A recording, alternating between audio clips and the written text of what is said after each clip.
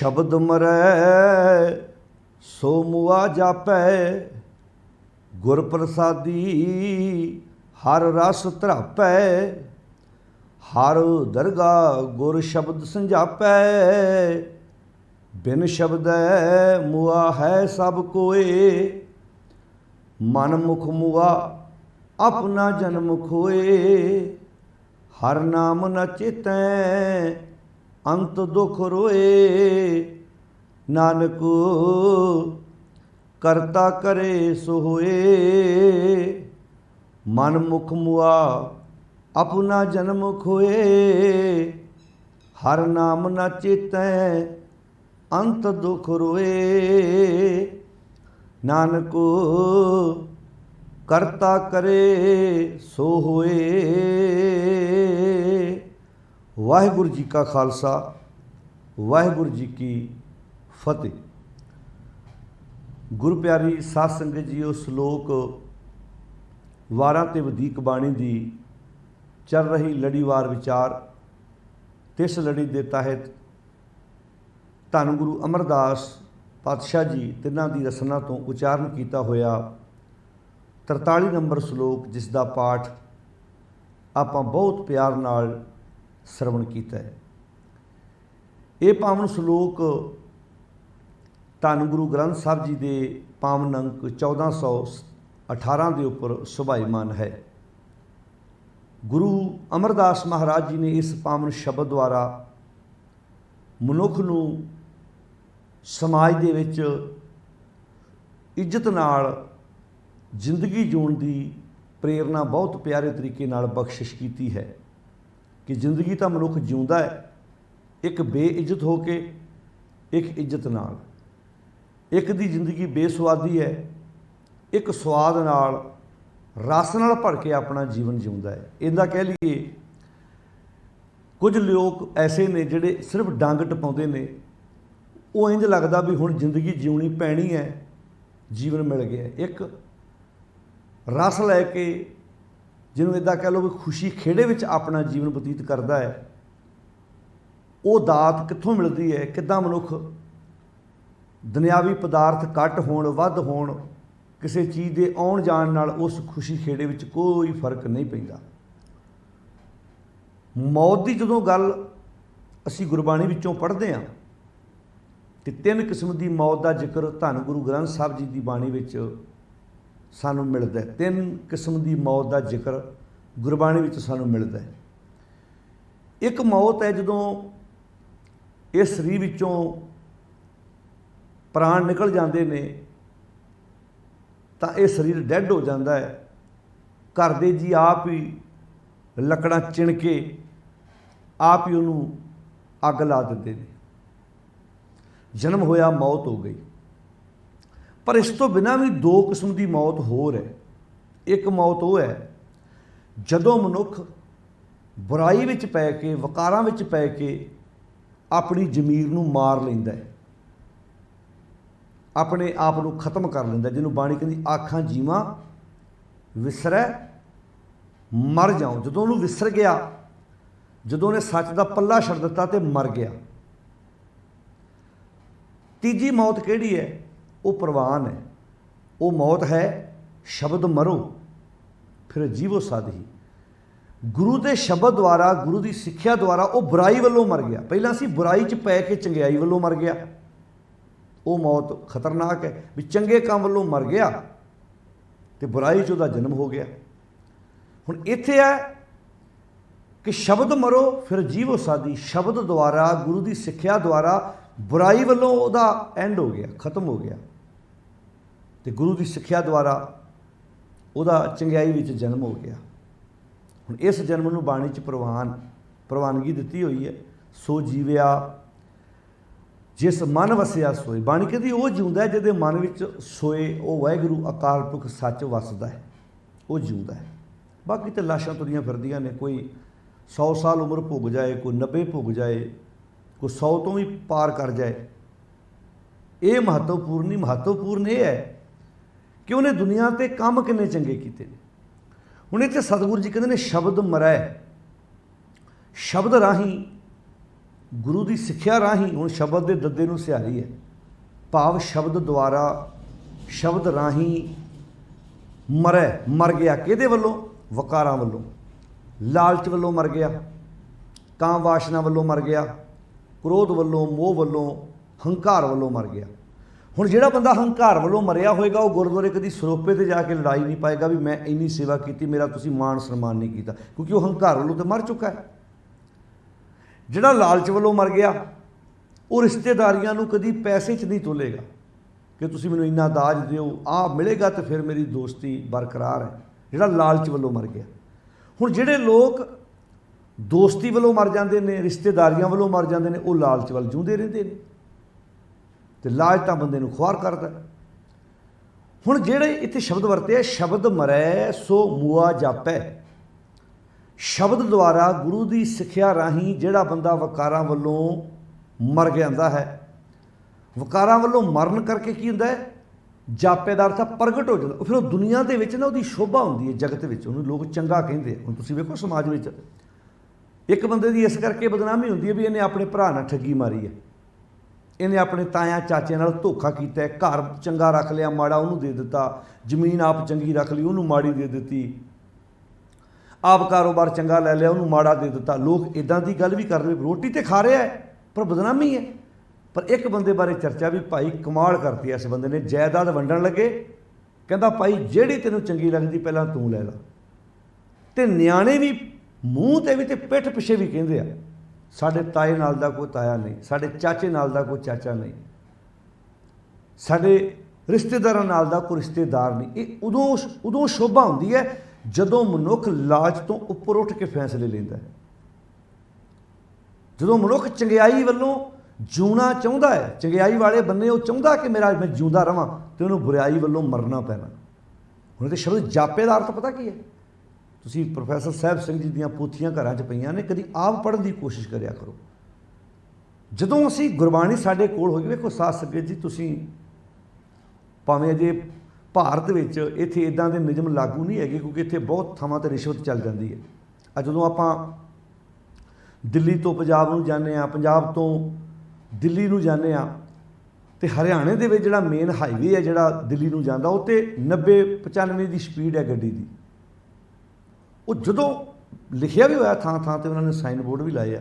ਜਦੋਂ ਮਾੜਾ ਜਿਹਾ ਬੰਦਾ ਉਹ ਤੋਂ ਜਿਹੜਾ ਹੈ ਉਹ ਓਵਰ ਹੁੰਦਾ ਸਪੀਡ ਤੋਂ 100, 120, 200, ਉਹਨਾਂ ਨਾਲ ਹੀ ਕੈਮਰੇ ਲਾਏ ਹੋਏ ਨੇ, ਰੋਕ ਲੈਂਦੇ ਨੇ ਵੀ ਭਾਈ ਚਲਾਨ 1000 ਦਾ, 1500, 2000 ਦਾ। ਹੁਣ ਜਿਹੜੇ ਬੰਦੇ ਨੇ 1000, 1500, 2000 ਦਾ ਇੱਕ ਵਾਰ ਚਲਾਨ ਕਟਾ ਲਿਆ, ਉਹਨੂੰ ਟਿਕਟ ਮਿਲ ਗਈ, ਉਹ ਦੁਬਾਰਾ 100 ਵਾਰ ਸੋਚਦਾ, ਉਹ 90 ਤੋਂ 92 ਜਾਣ ਦਊਗਾ ਪਰ 100 ਤੱਕ ਨਹੀਂ ਜਾਏਗਾ। ਇਹਦਾ ਮਤਲਬ ਜਿਹੜਾ ਸਾਈਨ ਬੋਰਡ ਲੱਗਾ ਹੋਇਆ ਨਾ, ਉਹ ਤੁਹਾਨੂੰ ਸੁਚੇਤ ਕਰਦਾ। ਤੁਹਾਡੇ ਵਿੱਚੋਂ ਜਿਨ੍ਹਾਂ ਦੇ ਰਿਸ਼ਤੇਦਾਰ, ਦੋਸਤ ਮਿੱਤਰ, ਕੋਈ ਭੈਣ ਭਰਾ, ਕਿਸੇ ਦਾ ਪੁੱਤ ਧੀ ਬੱਚੇ ਬਾਹਰ ਨੇ, ਉੱਥੇ ਤਾਂ ਬਹੁਤ ਕਈ ਬੰਦੇ 20-20 ਸਾਲ ਗੱਡੀ ਡਰਾਈਵ ਕੀਤੀ ਪਰ ਇੱਕ ਟਿਕਟ ਨਹੀਂ ਮਿਲੀ। ਪੁੱਛੋ ਕਿਉਂ? ਕਿਉਂਕਿ ਉਹ ਰੋਡ 'ਤੇ ਚੱਲਣ ਵਕਤ, ਕਿਉਂਕਿ ਉੱਥੇ ਬਿਨਾਂ ਵਜ੍ਹਾ ਟਿਕਟ ਦਿੰਦੇ ਵੀ ਨਹੀਂ। ਜੇ ਤੁਹਾਡੀ ਗਲਤੀ ਹੈ, ਉਹਨਾਂ ਕੋਲ ਸਬੂਤ ਹੈ ਉਸ ਗਲਤੀ ਦਾ, ਫਿਰ ਤੁਹਾਨੂੰ ਨਾ ਰੋਕ ਕੇ ਟਿਕਟ ਦੇਣੀ ਹੈ, ਅਤੇ ਜਿੱਥੇ ਮਰਜ਼ੀ ਭੱਜ ਲਓ, ਤੁਸੀਂ ਉਸ ਟਿਕਟ ਤੋਂ ਬਚ ਨਹੀਂ ਸਕਦੇ। ਹੁਣ ਜਦੋਂ ਉਹ ਟਿਕਟ ਦਿੰਦੇ ਨੇ, ਪਹਿਲਾਂ ਤਾਂ ਆਣ ਕੇ ਬੜੇ ਪਿਆਰ ਨਾਲ ਉਹਨਾਂ ਤੁਹਾਨੂੰ ਬੁਲਾਉਣਾ ਹੈ, ਤੁਹਾਨੂੰ ਸ਼ੁਭ ਇੱਛਾਵਾਂ ਦੇਣੀਆਂ ਨੇ। ਕਿਸੇ ਕੋਲੋਂ ਵੀ ਗਲਤੀ ਹੋ ਸਕਦੀ ਹੈ, ਪਰ ਉਹ ਟਿਕਟ ਦੇਣ ਦਾ ਅਰਥ ਹੈ ਕਿ ਦੁਬਾਰਾ ਗੱਡੀ ਡਰਾਈਵ ਕਰਦਾ ਬੰਦਾ ਇਹਨਾਂ ਗੱਲਾਂ ਦਾ ਧਿਆਨ ਰੱਖੇ। ਜੇ ਸਕੂਲ ਦਾ ਸਾਈਨ ਬੋਰਡ ਲੱਗਾ ਹੈ, ਆਪਣੇ ਆਪ ਡਰਾਈਵਰ ਦਾ ਐਕਸੀਲੇਟਰ ਤੋਂ ਪੈਰ ਚੱਕਿਆ ਜਾਣਾ ਹੈ। ਇਹਦਾ ਮਤਲਬ ਜਿਹੜੇ ਰੋਡ ਦੇ ਉੱਤੇ ਲੱਗੇ ਸਾਈਨ ਬੋਰਡ, ਗੱਡੀ ਡਰਾਈਵ ਕਰਨ ਵਾਲੇ ਦੇ ਬ੍ਰੇਨ ਤੱਕ ਮੈਸੇਜ ਪਹੁੰਚਦਾ ਵੀ ਇੱਥੋਂ ਐਕਸੀਲੇਟਰ ਤੋਂ ਪੈਰ ਚੱਕ ਲਾ ਕੇ ਸਕੂਲ ਦਾ ਸਾਈਨ ਬੋਰਡ ਹੈ, ਬੱਚੇ ਰੋਡ ਕ੍ਰਾਸ ਕਰ ਰਹੇ ਹੋਣਗੇ। ਸਾਧ ਸੰਗਤ ਜੀ, ਜੇਕਰ ਤੁਸੀਂ ਬਾਣੀ ਨੂੰ ਇੰਝ ਸਮਝਦੇ ਕਿ ਗੱਡੀ ਲੈ ਕੇ ਜ਼ਿੰਦਗੀ ਦੀ ਜਾ ਰਹੇ ਜੇ, ਗੁਰਬਾਣੀ ਦਾ ਸ਼ਬਦ ਤੁਹਾਨੂੰ ਦੱਸਦਾ ਇੱਥੋਂ ਐਕਸੀਲੇਟਰ ਤੋਂ ਪੈਰ ਚੱਕ ਲਾ ਭਾਈ, ਇੱਥੋਂ ਰੇਸ ਥੋੜ੍ਹੀ ਜਿਹੀ ਘੱਟ ਕਰਦੇ, ਰੇਸ ਤੇਜ਼ ਕੀਤੀ ਹੋ ਸਕਦਾ ਨੁਕਸਾਨ ਹੋ ਜਾਏ। ਹੋਇਆ ਕਈਆਂ ਦਾ, ਜਿਹੜੇ ਬਹੁਤ ਸਪੀਡ ਚੱਲੇ ਨੁਕਸਾਨ ਹੋਇਆ, ਰਿਸ਼ਤੇ ਹੋਏ, ਵਿਆਹ ਹੋਏ, ਜੇਲ੍ਹਾਂ 'ਚ ਪਹੁੰਚ ਗਏ ਲੋਕ, ਪੁੱਤ ਧੀ ਵਿਆਹੁੰਦੇ ਨੇ ਸੁੱਖ ਵਾਸਤੇ, ਘਟਨਾਵਾਂ ਐਸੀਆਂ ਵਾਪਰੀਆਂ, ਕਤਲ ਹੋ ਗਏ। ਕਿਉਂ? ਕਿਉਂਕਿ ਅਸੀਂ ਓਵਰ ਸਪੀਡ। ਜੇ ਦੁਨਿਆਵੀ ਤੌਰ 'ਤੇ ਗੱਡੀ ਓਵਰ ਸਪੀਡ ਹੋਵੇ ਤਾਂ ਨੁਕਸਾਨ ਹੁੰਦਾ ਹੈ ਨਾ। ਥਾਂ ਥਾਂ 'ਤੇ ਸਾਈਨ ਬੋਰਡ ਸਾਡੇ ਲਈ ਅਗਲਿਆਂ ਲਿਖ ਕੇ ਲਾਏ ਹੋਏ ਨੇ। वो कहते वेखो भाई, ना पहुँचने नालों देरी चंगी। देर पहुँचोगे, घंटा लेट पहुँचोगे, 2 घंटे लेट पहुँचोगे, पर जे तुसीं कहो पहुँचा ही ना घर, ਉਹਦੇ ਨਾਲੋਂ तो फिर भी चंगा ना भी लेट पहुँच जाओगे 2 घंटे। अज मैं कहना जे असीं दुनियावी तौर पर भी, पर प्रॉब्लम यह है भी ना तो असीं बाणी दियां इन्हां विचारां नूं मन्निया, तो ना सामने बैठ के असीं जिहड़े साडे सामने अखर लिखे हुए सी ना उन्हां ते अमल किया। वैसे ये इंसानी फितरत है, सामने लिखिया भी हुंदा। तुसीं वेखो किते तंबाकू वालियां दुकानां ते ना अगलियां ने फोटोआं भी लाइयां हुंदियां भी आह खाण पीण वालियां दे आह नुकसान होया, बंदा फोटो भी वेख रिहा, पढ़ भी रिहा, फिर भी करी जाता। आ भावें दूर की जाना, आ पिक्चर वेखदे हो तुसीं, अजकल तो हुण फिल्मां विच भी नाल लाइन लिखण लग पे ने, भावें कोई ओल्ड फिल्म है, पुरानी फिल्म है, भावें कोई नवी फिल्म है, जिथे भी कोई बंदा ड्रिंक करता है, कोई सिगरट पींदा है, नाल लिख दिंदे ने ये सेहत लई हानिकारक है। वो अपने वालों फर्ज पूरा कर रहा भी ये जो ये पी रहा ना, भावें फिल्म का जिन्होंने तुसीं हीरो मानते जे, ये कर गलत रहा है। उत्थे वो लिख देंगे आ, भावें जिन्होंने तुसीं फिल्म का हीरो मान रहे जे, जिन्होंने तुसीं हीरो मानते, तो कई बार सारी फिल्म च विलन पींदा ही नहीं, हीरो पींदा है। उत्थे भी लिख देंगे वो लाइन भी ये जो ड्रिंक कर रहा है ये सेहत लई चंगी नहीं है, ये चंगी नहीं है सेहत लई। पर की असी ना तो फोटो वेख के, ना असी लिखे, तो दोवां ते अमल नहीं किया। कई बार असी बाण की गल करते, मोढे इत्थों बनया, असी तो जदों एक्सीडेंट हुंदा ना फिर जाके पछताउने भी हाए, अच्छा फिर भी पछताउंदा उही आ जिहदा एक्सीडेंट हुंदा।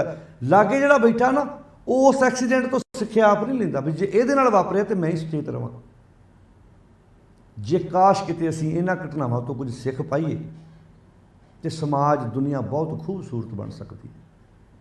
साध संगत जी, इत्थे पातशाह कहंदे ने शब्द मरै, गुरु के शब्द द्वारा जिहड़ा मनुख वकारां वल्लों बुराई वल्लों मर जाता है सो मुआ जापै, वो फिर दुनिया ते प्रगट हुंदा, शोभा नाल प्रगट हुंदा। प्रगट होना भी 2 किस्म का हुंदा, एक हुंदा बंदा माड़े काम करके प्रगट हुंदा, किसी को नशा फड़िया जाए तो रातों रात नहीं मशहूरी हो जाती उसदी। जिन्होंने एक पिंड च नहीं सी कोई जानता, उन्होंने पूरी दुनिया जानन लग पैंदी, फलाना पिंड, फलाना उहदा नाम, फलाना उहदे पिता का नाम, इन्नी उहदे कोल ड्रग फड़ी गई, इन्नी उहदे कोल हेरोइन फड़ी गई, इन्नी अरबां की फड़ी गई। होया ना, किन्ने आनंद कारज होए पंजाब च, किन्नियां दियां धीआं पुत्त बाहर गए, पर जे किसी ने कोई धोखी होई कि नहीं, हो सकदा पिंड च भी ना किसी को पता हुंदा भी इन्हां दी धी जां इन्हां दा पुत्त बाहर गया, पर जो पेपर च आ गया, सोशल मीडिया ते गल फैल गई सारी।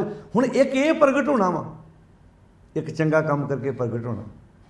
लोग शोभा करते भाई फलाने का पुत्र, तुहानूं पता एक सिपाही भर्ती होया, एक सिपाही हौलदार भर्ती होया सी, अज किड्डा वड्डा अफसर बन के आर्मी च आया। एक ये प्रगट होना, किसी को पता नहीं सी एडा वड्डा खिडारी बन गया इन्हां दा बच्चा, इन्हां दी धी इन्नी वधिया मतलब गेम दे विच भाग लै रही है। तो ये गल्लां कित्थे, हुण तुहाडे ते डिपेंड करदा है कि तुसीं चंगे काम करके दुनिया ते प्रगट होना है कि तुसीं माड़े काम करके प्रगट होना, ये डिपेंड साडे ते। इत्थे शब्द वरतया शब्द मरै सो मुआ जापै, गुर प्रसादी हर रस धरापै। हुण गुरु की कृपा नाल हरि परमेश्वर का जिहड़ा नाम रस है उहदे राहीं मनुख माया की तृष्णा वालों रज जाता है। धरापे का अर्थ है रजना, ऐन रज जाना। अज इहो तृप्ति तो है जिहड़ी नहीं हो रही, तो मनुख धोखे दे रहा, बेईमानियां ठगियां मार रहा। कहते गुर प्रसादी, तो गुरु का प्रसाद कदों वरतेगा, जदों गुरु की सिक्ख्या कोल आएगी, जदों गुरु की सिक्ख्या। हुण विद्यार्थी कहे टीचर नूं कि मेरे ते कृपा करो, तो वास्तव में कृपा की है, जो टीचर ने लैसन दिता है, जो सबजैक्ट तैनूं पढ़ा रहा है, वो तो ईमानदारी नाल वर्क करी जा, इहो ही टीचर की कृपा है। हुण तू किताब नूं हत्थ ना लावें, कोई होमवर्क ना करें, कोई क्लास वर्क ना करें, कोई पढ़े ना, ध्यान ना देवें, तो इदां कही जावें टीचर जी मेरे ते मेहर करो, मेरे ते कृपा करो। आ प्रॉब्लम है। गुर प्रसादी हर रस धरापै, गुरु के प्रसाद सदका मनुख हरि के रस नाल तृप्त हो जाता है। तो रस आएगा उन्होंने ही जिहड़ा अंदरों वकारां वल्लों मरिया होएगा, वकारां वल्लों मर के उहदा फिर गुरु के शब्द द्वारा चंगियां कामां विच उहदा जन्म होएगा। हर दरगाह गुर शब्द समझापै, गुरु के शब्द राही वो मनुख फिर परमात्मा की हजूरी सत्कार प्राप्त करता है। हुण इत्थे दरगाह शब्द है, दरगाह कित्थे है? दरगाह कोई वखरी नहीं बनी। जो साडे समाज में ये शब्द बोले जाते ना दरगाह, एकदम साडे दिमाग में ख्याल होता भी शायद कोई अगे दरगाह बनी है तो उत्थे मनुख का सत्कार होना। नहीं, जिन्हें नाम ते आया गए मशक्कत घाल नानक ते मुख उजले कीती छुट्टी ना। हुण सौखा जा ध्यान नाल सुनियो, जिथे राजा हुंदा है उहदी सभा भी उत्थे हुंदी है, जिथे राजा बैठेगा उहदा दरबार भी तो उत्थे होएगा ना। तो जवाब आएगा हाँ जी, राजा किते होर है, दरबार किते होर है। हुण बाणी ते थां थां ते लिखिया भी सभे घट राम बोले, ईबे बीठल ऊबे बीठल बीठल बिन संसार नहीं। बाणी कहती सब गोबिंद है, सब गोबिंद है, गोबिंद बिन नहीं कोई। बाणी कहती है काहे रे बन खोजन जाई, सर्ब निवासी सदा लेपा तो ही संग समाई। जे गुरबाणी के मुताबिक परमेश्वर सर्व व्यापक है तो उसका फिर दरबार कित्थे होया, उसकी दरगाह कित्थे होई? अच्छा, परमात्मा इत्थे व्याप वसदा तो दरगाह उहदी किते होर आ। अच्छा, माड़े कर्म असीं इत्थे कर रहे, सज़ा सानूं अगे मिलनी है ना भाई। चंगे माड़े कर्म नाल तेरा इत्थे, जे एक दुनियावी स्टूडेंट नूं आपां कहने पुੱਤ तू पढ़ेगा अगे तरक्की कर पाएगा, नहीं पढ़ेगा तो इत्थे दिहाड़ी दप्पा करन जोगा रह जाएगा। तू एजुकेशन लै, पढ़ लिख, कोई चंगा बिजनसमैन बन जा, कोई चंगा सर्विसमैन बन जा, तू अगे जा, दो अखर तेरे पल्ले होणगे, तू जिंदगी तरक्की कर पाएगा। किसी का सवारन तो पहला कम से कम तू अपना आप सवारन जोगा हो सकेगा। ये गल्लां कदों असीं कहने आ, जदों मनुख ये समझ लवे कि आ जिहड़ी कीती हुई मेहनत है, इहदा रिजल्ट, इहदा फल मैनूं आउण वाले समय च मिलना है। जिन्होंने बाणी च लोक परलोक भी आख्या, इदां दे शब्द बाणी च बहुत वरते ने। तो साडे दिमाग च इदां हुंदा भी मैं इत्थे कीता कर्म शायद मैनूं अगे सज़ा मिलनी है, जां जिहड़ी मैनूं हुण मिल रही है मैं पिछे करके आया। नहीं भाई, ऐसी कोई गल नहीं हैगी। बाणी सानूं इत्थों दी गल बार बार दोहरा रही है। इत्थे शब्द वरतिया हर दरगाह गुर शब्द संझापै। गुरु दे शब्द राही, गुरु की सिक्ख्या राही वो फिर उसकी पछाण बनती है दरगाह दे विच। लोग चंगा कहते सच्चे मार्ग चलते हैं। हुण मार्ग सच्चे ते चलिया तो उस्तत जहान ने की, मार्ग झूठे ते चलिया बदनामी जहान ने की। हुण एक डिपेंड तेरे ते है। चंगे मार्ग ते तुरेगा तो तेरा जिला नहीं, तेरी स्टेट मान करेगी, तेरा देश मान करेगा। तुसीं वेखिया जो कोई खिडारी जिहड़ा किसी गेम विचों वो जित के आउंदा है, उत्थे फिर वो किसी पिंड विच, किसी कस्बे विच, किसी निक्के जे इलाके च पैदा होया हुंदा, वो तो फिर देश मान करदा है जी खिडारी साडा है। तो जदों कोई माड़ा कर्म करदा है उधर देश छड्डो, तुसीं एक स्टेट छड्डो, एक तुसीं पिंड छड्डदे हो, जिला छड्डदे हो, घर दे मैंबर भी कई वारी उहदे नाल खलोण नूं तैयार नहीं हुंदे। इहदा अर्थ की है? ये हुण डिपेंड तेरे ते है कि तू कित्थे खलोना है। हुण इत्थे पातशाह जी कहंदे ने हर दरगाह गुर शब्द संझापै। गुरु के शब्द द्वारा उसकी एक पहचान बनती दुनिया ते भी आ है बंदा। बिन शब्द है मूआ है सब कोई। गुरु के शब्द द्वारा सारा जगत ही मरिया पिया। कच भला आत्मक मूते आखा जीवा विसरै मर जाऊँ। हुण इत्थे शब्द वरतिया गुरुदेव जी ने, कहण लगे बिन शब्द है, बिना गुरु के शब्द तो बिन शब्द है सब जग बौराना, बिरथा जन्म गवाया। गुरु के शब्द तो बिना जगत कमलियां वाला काम करता पाया, गुरु की सिक्ख्या तो बिना। बिन शब्द है मुआ है सब कोई। एवें थोड़ा क्या सी भट्ट साहबाना ने, कच्चों कंचन भयो शब्द गुर सरवणे सुनियो। कच तो कंचन बन गए जदों असीं अपने कन्नां नाल गुरु के शब्द नूं ध्यान नाल सुनिया। बिख ते अमृत होयो, जहर नाल भरे जीवन अमृत वाले जीवन बन गए। अंदर दी जहर, वकारां वाली जहर वो गुणा विच तब्दील हो गई, बदल गया सारा कुछ। कच्चों कंचन भयो शब्द गुरु सरवणे सुनियो, बिख ते अमृत होयो नाम सतगुर मुख पणियो। लोहों होयो लाल। लोहा वेड़े च पिया होवे, आपां अंदर सुते हुंदे आ, लोहे दे औजार साडे कई वारी वेड़े च पए हुंदे आ, पर सोना तो किते अद्धा तोड़ा भी पिया होवे ना, उन्होंने साਂਭ रखीदा, लॉकरां च सेव करके रख के उन्हें बैंकां जमा कराईदा। कदी सोच के वेखो सोने की इन्नी वैल्यू है। इन्नी महत्ता है। आ लोहे के काम करने वाले लोहार जिहड़े उन्होंने कई बारी औजार बाहर पै रहिंदे आ तो हुण चोरियां वध गईयां, नहीं तो किसान भी खेतों च काम करने वाले कई बने हुए औजार खेत ही छड्ड आउंदे सी, चोरी नहीं सी कोई करता। पर सोना तो थोड़ा जिहा भी होवे तो उन्हें साਂਭ साਂਭ रखी जाए। हुण सोना महंगा है, लोहा सस्ता है। हुण इत्थे शब्द वरत्या कच्चों कंचन भयो शब्द गुर सरवणे सुनियो, बिख ते अमृत होयो नाम सतगुर मुख भणियो। लोहों होयो लाल नदर सतगुर जद धारै, लोहे तो लाल बन गए। पाहण मानक करे पत्थर तो मानक बन गए। ज्ञान गुर कहो विचारे, काठों आम लकड़ तो श्रीखंड सतगुर कीओ। श्रीखंड कहते चंदन नूं, चंदन बनाता, चंदन तोलिया ना विकदा। काठों श्रीखंड सतगुर कीओ, दुख दारिद्र तिन के गए। सतगुर चरण जिन परसिया, से पश प्रेत सुर नर पै। बिन शब्द मोआ है सब कोई, गुरु दे शब्द तो बिना सारा जगत वकारां विच मरिया पिया है। मनमुख मुआ, मन दे पिछे तुरन वाला व्यक्ति आत्मक मूह ते मरिया होया। अपना जन्म खोए, वो किसी का नुकसान नहीं कर रहा, वो सब तो पहला अपने आप का नुकसान करता। कई बार ना आप किसी नशेड़ी बारे कहने भी नशेड़ी ने फलाने का नुकसान करता, अपनी धी का नुकसान करता, अपने पुत का नुकसान करता, इन्नी जमीन वो खा गया, नशियां च उन्हें बर्बाद कर दी, कारोबार टॉप ते सी थले आ गया। जे तुसीं इदां सोचो ना, नशेड़ी बंदा किसी का नुकसान करने तो पहला सब तो पहलों अपने आप का नुकसान करता है। जिहड़ी उम्र उन्हें इन्नी लंबी भोगनी सी, वो अध च भी नहीं पहुँच सकिया। तुसीं देखो किन्ने नौजवान नशियां च गलतान हो गए, किदां टीके लाउंदे फड़े जाते हैं, किदां उन्हां दीयां नाड़ां नहीं लभ रही इंजैक्शन लाउण, जिहड़े अपने आप को खुद नशे के इंजैक्शन ला रहे हैं। कभी सोच के वेखो कित्थों असीं कित्थे पहुँच गए।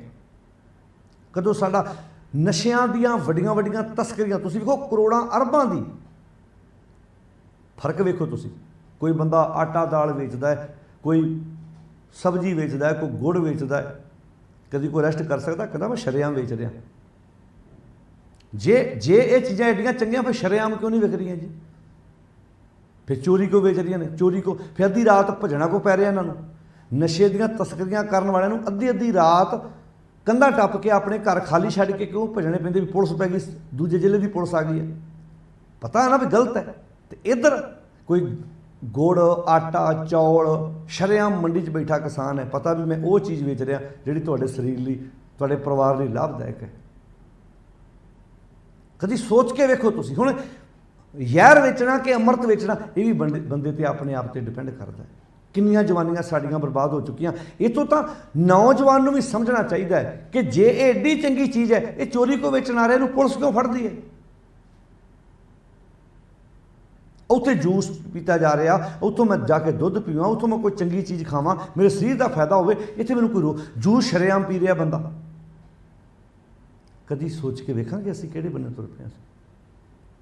सेहत लई हानि करके लिखिया भी उत्ते, फिर भी असीं नशियां विच गलतान हो पे, फिर भी असीं अपनी जिंदगियां तबाह करके बैठे हुए हैं। हुण गुरु साहब इत्थे कहंदे ने मनमुख मुआ अपना जन्म खोए। मन दे पिछे तुरन वाले बंदे ने वकारां वल्लों अपने वकारां विच पै के आत्मक मौते मर के उन्हें सब तो पहला अपना जन्म बर्बाद किया है। प्राणी तो आया लाहा लैन, लगा कित को फकड़े, सब मुकदी चली रहन। नौजवानों इदां समझ लो भी जे इन्नियां चंगियां चीज़ां होण फिर पुलिस को फड़े इन्हों, फिर इन्हों हथ घड़ी को लगे, फिर ये अरेस्ट क्यों होण? ये तो मतलब गलत चीज़ है ना, शरीरली नुकसान। तो आओ जागो सचेत हो, जिवें 10 20 30 40 50 रुपए का झाड़ू सारे घर की गंदगी हूंज के बाहर करता, आओ अपने हिरदियां विचों इस नशे वर्गी गंदगी नूं हूंज के बाहर कर दिओ ते काया नूं नरवा कर दिओ, सोहना जीवन जिओ। ये बाणी समझाउंदी है। हर नाम ना चेते, जिहड़े हरि दे नाम नूं चेते नहीं करते, भाव गुरु की सिੱਖਿਆ उत्ते नहीं तुरते, अंत दुख रोए, वो अंत तक ना किसी ना किसी कारण करके दुखी होकर रोंदे ही रहिंदे आ। कईयां विचारियां दियां जिंदगियां लंघियां नरक भोगदियां दियां, वो विआहियां ना विआहियां एक बराबर आ। माफ़ करना, मैं एक उदाहरण देने लगा, ध्यान ना सुनियो, एक शायद कईयां नूं चुभे। ਤੁਸੀਂ ਨਸ਼ਾ ਨਹੀਂ ਪੀਂਦੇ, ਤੁਸੀਂ ਬੱਸ ਵਿੱਚ ਸਫ਼ਰ ਕਰ ਰਹੇ, ਤੁਹਾਡੇ ਲਾਗੇ ਕੋਈ ਨਸ਼ੇੜੀ ਬੰਦਾ ਸੀਟ ਤੇ ਬੈਠ ਗਿਆ, ਠੀਕ ਹੈ ਜੀ, ਉਹਦੇ ਮੂੰਹ 'ਚੋਂ ਐਡੀ ਗੰਦੀ ਸਮੈਲ ਆ ਰਹੀ ਹੈ, ਅਜੇ ਤੁਹਾਡਾ ਸਫ਼ਰ ਅੱਧੇ ਪੌਣੇ ਘੰਟੇ ਦਾ, ਉਹ ਸਫ਼ਰ ਤੈਅ ਕਰਨਾ ਔਖਾ ਲੱਗ ਰਿਹਾ ਨਾ ਤੁਹਾਨੂੰ। ਤੁਸੀਂ ਕਈ ਵਾਰੀ ਟੀਟੀ ਨੂੰ, ਜੇ ਟ੍ਰੇਨ 'ਚ ਬੈਠੇ ਹੋ ਤਾਂ ਟੀਟੀ ਨੂੰ ਕਹੋਗੇ, ਜੇ ਬੱਸ ਵਿੱਚ ਬੈਠੇ ਹੋ ਤਾਂ ਕੰਡਕਟਰ ਨੂੰ ਕਹੋਗੇ ਕਿ ਵੀਰ ਇਹਨੂੰ ਅੱਗੇ ਪਿੱਛੇ ਕਿਤੇ ਬਿਠਾ ਦੇ, ਮੇਰੇ ਵਾਸਤੇ ਬੜਾ ਔਖਾ ਹੋ ਰਿਹਾ, ਮੈਂ ਕਦੀ ਨਸ਼ਾ ਨਹੀਂ ਕੀਤਾ, ਮੇਰਾ ਦਮ ਘੁੱਟ ਰਿਹਾ, ਕਹੋਗੇ ਨਾ। ਜੇ ਕਿਤੇ ਪਲੇਨ 'ਚ ਕੋਈ ਤੁਹਾਡੇ ਲਾਗੇ ਨਸ਼ੇੜੀ ਬੈਠਾ ਹੋਵੇ, ਔਖਾ ਹੁੰਦਾ ਨਾ, ਤੁਸੀਂ ਕਹਿ ਦਿੰਦੇ ਹੋ ਜਾ ਕੇ ਜੀ ਮੇਰੇ ਵਾਸਤੇ ਮੁਸ਼ਕਿਲ ਹੈ, ਬਹੁਤ ਪ੍ਰੋਬਲਮ ਆ ਰਹੀ ਹੈ ਮੈਨੂੰ। ਹੁਣ ਧਿਆਨ ਨਾਲ ਸੁਣਿਓ, ਧੰਨ ਨੇ ਨਾ ਉਹ ਭੈਣਾਂ ਜਿਨ੍ਹਾਂ ਨੇ ਇਹੋ ਜਿਹੇ ਲੋਕਾਂ ਨਾਲ ਆਪਣਾ ਜੀਵਨ ਗੁਜ਼ਾਰਿਆ।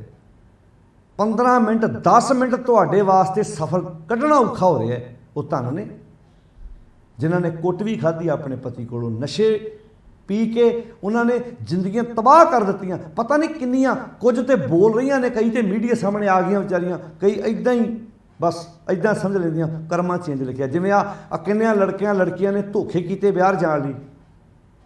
ਹੁਣ ਆਇਆ ਨਾ ਮਾੜਾ ਜਿਹਾ ਸੋਸ਼ਲ ਮੀਡੀਆ 'ਤੇ ਕਿੱਦਾਂ ਲੋਕਾਂ ਨੇ ਮਿੰਟੋ ਮਿੰਟੀ ਪਾਈਆਂ ਜੀ, ਮੇਰੇ ਨਾਲ ਵੀ ਧੋਖਾ ਹੋਇਆ, ਮੇਰੇ ਨਾਲ ਵੀ ਧੋਖਾ ਹੋਇਆ। ਕਈ ਤਾਂ ਠੱਗੀਆਂ ਖਾ ਕੇ ਘਰਾਂ 'ਚ ਬੈਠੇ ਹੋਏ ਸੀ, ਚੁੱਪ ਕਰਕੇ ਸਹਿ ਰਹੇ ਸੀ, ਕਰਮਾਂ 'ਚ ਲਿਖਿਆ। ਕਈ ਤਾਂ ਬਾਬੇ ਉਹਨਾਂ ਨੂੰ ਕਹਿੰਦੇ ਨੇ ਇਹ ਕਰਮਾਂ 'ਚ ਲਿਖਿਆ ਤੁਹਾਡੇ ਜੀ, ਪਿਛਲੇ ਜਨਮ 'ਚ ਤੁਸੀਂ ਉਹਨਾਂ ਨਾਲ ਕੀਤਾ, ਇਸ ਜਨਮ 'ਚ ਇਹਨਾਂ ਨੇ ਤੁਹਾਡੇ ਨਾਲ ਕਰਤਾ। ਉਹ ਭਲਿਓ, ਆਓ ਇਨਸਾਨਾਂ ਵਾਲਾ ਜੀਵਨ ਜੂ ਕੇ ਵੇਖੀਏ। ਕਿਤੇ ਬਾਣੀ 'ਚ ਇਹ ਨਹੀਂ ਆਖਿਆ ਮੱਝ ਨੂੰ ਮੱਝ ਬਣ ਜਾ, ਗਾਂ ਨੂੰ ਗਾਂ ਬਣ ਜਾ, ਕੁੱਤੇ ਨੂੰ ਕੁੱਤਾ ਕਿਹਾ ਹੋਵੇ ਤੂੰ ਬਣ ਜਾ, ਸੱਪ ਨੂੰ ਕਿਹਾ ਤੂੰ ਸੱਪ ਬਣ ਜਾ। ਇੱਕੋ ਬੰਦਾ ਹੀ ਆ ਜਿਹਨੂੰ ਬਾਰ-ਬਾਰ ਬਾਣੀ ਕਹਿੰਦੀ ਬੰਦਿਆ ਬੰਦਾ ਬਣ ਜਾ। ਇਹਦਾ ਮਤਲਬ ਇੱਕੋ ਬੰਦਾ ਜਿਹੜਾ ਪਤਾ ਨਹੀਂ ਕਿੰਨੀਆਂ ਜੂਨਾਂ ਸੁਰਤ ਕਰਕੇ ਭੋਗੀ ਜਾ ਰਿਹਾ।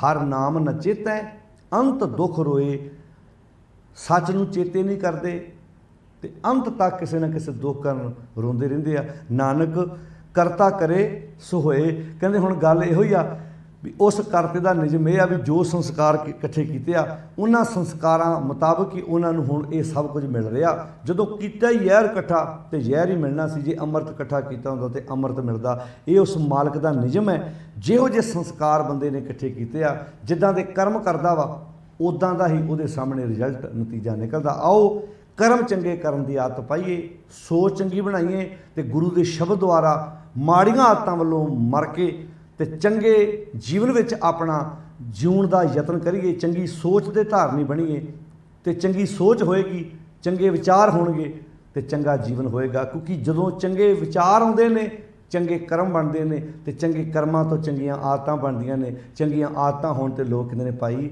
ਕਮਾਲ ਦਾ ਇਨਸਾਨ ਹੈ, ਭਾਈ ਬਹੁਤ ਚੰਗੇ ਕੰਮ ਕਰਦਾ ਪਿਆ। ਆਓ ਫਿਰ ਦੁਬਾਰਾ ਦੁਹਰਾਦੇ ਹਾਂ, ਚੰਗੀ ਵਿਚਾਰ ਤੋਂ ਚੰਗੇ ਕਰਮ ਬਣਦੇ ਨੇ, ਚੰਗੇ ਕਰਮਾਂ ਤੋਂ ਚੰਗੀਆਂ ਆਦਤਾਂ ਬਣਦੀਆਂ ਨੇ ਤੇ ਚੰਗੀਆਂ ਆਦਤਾਂ ਨੂੰ ਵੇਖ ਕੇ ਲੋਕ ਕਹਿੰਦੇ ਨੇ ਭਾਈ ਇਹੋ ਜਿਹਾ ਬਣਨ ਦੀ ਲੋੜ ਹੈ। ਆਓ ਉਦਾਹਰਨ ਬਣੀਏ ਸਮਾਜ ਲਈ, ਸੋਹਣਾ ਜੀਵਨ ਜਿਉਣ ਦਾ ਯਤਨ ਕਰੀਏ। 43 ਨੰਬਰ ਸ਼ਲੋਕ ਧੰਨ ਗੁਰੂ ਅਮਰਦਾਸ ਮਹਾਰਾਜ ਜੀ ਦੀ ਰਸਨਾ ਤੋਂ ਉਚਾਰਨ ਕੀਤਾ ਹੋਇਆ 1418 ਨੰਬਰ ਅੰਕ 'ਤੇ, ਜਿਸ ਦਾ ਆਪਾਂ ਪਾਠ ਵਿਚਾਰ ਸਾਂਝੇ ਕੀਤੇ ਨੇ। ਬੜੇ ਪਿਆਰ ਨਾਲ ਆਪ ਜੀ ਨੇ ਵਿਚਾਰ ਸਰਵਣ ਕੀਤੇ ਨੇ। ਕੋਸ਼ਿਸ਼ ਕਰੋ ਆਪ ਸਹਿਜ ਪਾਠ ਕਰੋ, ਇੱਕ ਇੱਕ ਸ਼ਬਦ ਰੋਜ਼ ਪੜ੍ਹਨ ਦੀ ਨਾਲ ਨਾਲ ਕੋਸ਼ਿਸ਼ ਕਰਿਆ ਕਰੋ ਤਾਂ ਕਿ ਅਸੀਂ ਗੁਰੂ ਦੇ ਸ਼ਬਦ ਦੁਆਰਾ ਆਪਣੇ ਜੀਵਨ ਨੂੰ ਘੜ ਸਕੀਏ। ਸਾਰਿਆਂ ਦਾ ਧੰਨਵਾਦ ਜੀ। ਫਤਿਹ ਬੁਲਾਓ। ਵਾਹਿਗੁਰੂ ਜੀ ਕਾ ਖਾਲਸਾ, ਵਾਹਿਗੁਰੂ ਜੀ ਕੀ ਫਤਿਹ।